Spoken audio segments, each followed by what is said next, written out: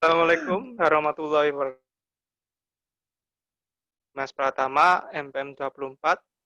Di sini saya dan teman-teman dari kelompok 3 akan memaparkan atau menjelaskan mengenai jamur antagonis sebagai agensi hayati penyakit tanaman.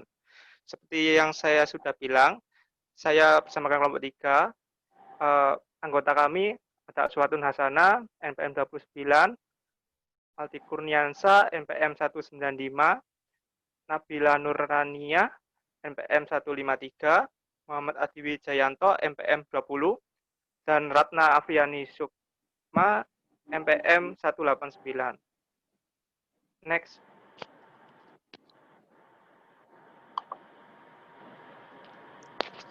Pengendalian penyakit secara hayati adalah penambahan suatu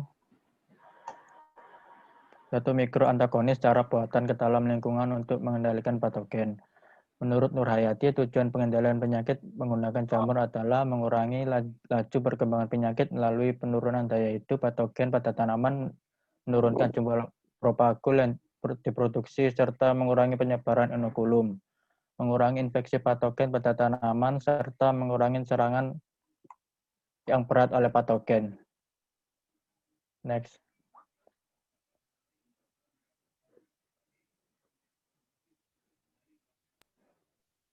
Jamur antagonis yang dapat digunakan sebagai agensi hayati yang pertama ada Trichoderma sp yang dapat mengendalikan Fusarium oxysporum pada tanaman cabai.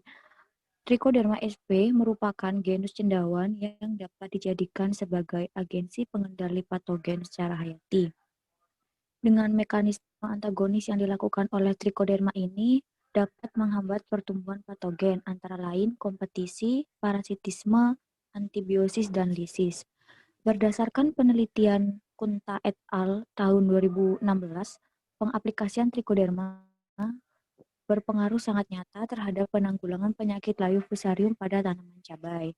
Seperti gambar di atas yang pada cawan petri itu, panah A menunjukkan jamur Trichoderma sp dengan cirinya berwarna hijau tua, dan pada gambar B ya itu merupakan jamur fusarium dengan ciri berwarna putih menyerupai kapas.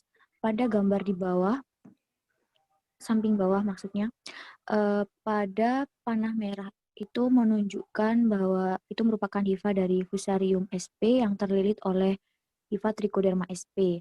Sedangkan pada panah berwarna kuning menunjukkan hifa Trichoderma sp, dan pada panah putih menunjukkan bentuk dari Conidia Fusarium sp. Next.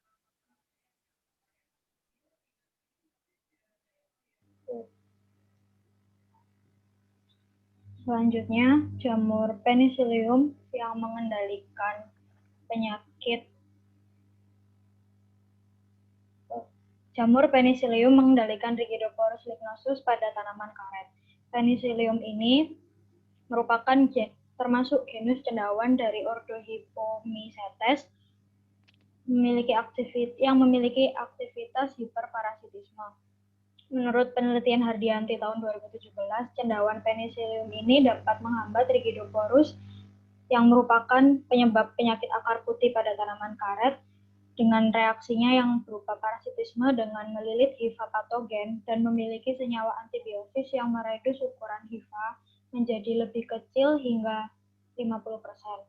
Pada gambar di samping terlihat bahwa hifa Penicillium melilit hifa Rigidophorus lignosus yang merupakan penyebab penyakit akar putih.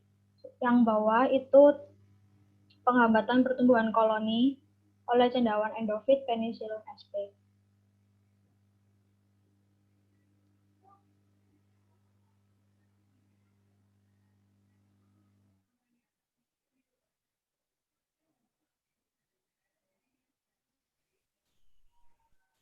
Kemudian ada jamur Beauveria bassiana yang mengendalikan jamur patogen Fusarium oxysporum pada tanaman cabai. Beauveria bassiana merupakan cendawan serangga yang bersifat antagonis yang memiliki mekanisme dalam mengendalikan pertumbuhan jamur patogen sebagai antibiotik, persaingan ruang, dan nutrisi parasitisme, dan induksi respon pertahanan tanaman. Jamur ini dapat menghasilkan metabolit sekunder yang berfungsi sebagai antibakteri, anti jamur, sitoksik, dan insektisida. Menurut penelitian Halwiah tahun 2019, Biovaria bassiana mempunyai kemampuan dalam menghambat pertumbuhan jamur patogen Fusarium solani, meskipun tidak besar dengan persentase 29,19% melalui mekanisme antibiosis, yang terjadi karena adanya senyawa metabolit sekunder yang dihasilkan oleh jamur Biovaria bassiana. Pada gambar 1, gambar atas merupakan gambar mekanisme antibiosis jamur Biovaria bassiana terhadap jamur Fusarium solani.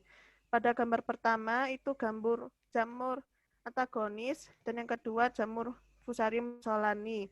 Dapat dilihat bahwa mekanisme antibiosis ditandai dengan hifa jamur antagonis yang tumbuh tidak bercampur baur dengan hifa patogen Fusarium solani. Artinya, zona hambat yang terbentuk mampu memisahkan pertemuan hifa jamur antagonis dengan Fusarium solani. Dan yang gambar kedua merupakan gambar hifa jamur antagonis pada perbesaran 400 kali.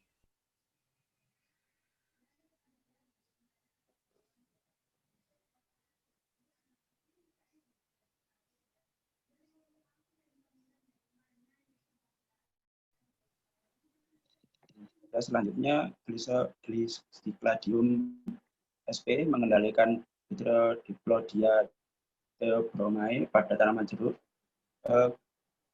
Glycladium sp ini merupakan jamur antagonis yang sangat penting, di mana dapat mengeluarkan antibiotik, gliotoksin, glioviridin, dan viridin yang bersifat fungistatik maksudnya. Gliotoksin dapat menghambat cendawan dan bakteri, sedangkan viridin dapat menghambat cendawan. Sebelumnya, di samping kanan ini dapat dilihat secara mikroskopik mekanisme kompetisi dan parasitisme hifa dan spora jamur antagonis Glycladium sp menekan hifa jamur patogen Hydrodiplodia theobromai.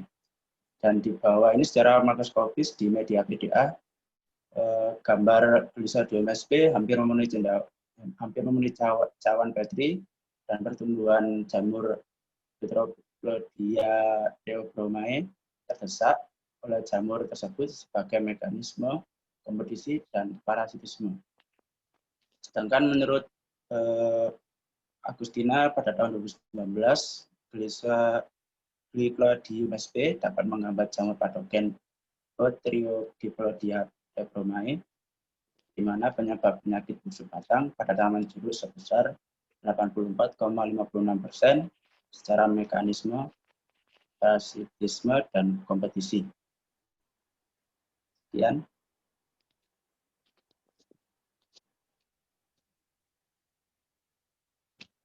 Ya, sekian pemaparan yang telah kami sampaikan. Mohon maaf jika banyak kesalahan-kesalahan maupun kesalahan dalam pengucapan khususnya. Akhir kata, Assalamualaikum warahmatullahi wabarakatuh. Waalaikumsalam warahmatullahi wabarakatuh.